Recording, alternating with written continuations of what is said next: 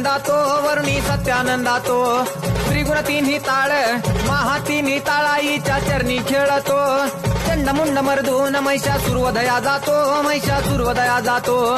घालून पायास्थळी घालून चरणास्थळी केला आपला रहिवाशी आनंदी जय देवी जय देवी जय रामा जय भवानी कृपाळूवंत परशुरामाची मात आरती ओ वाळू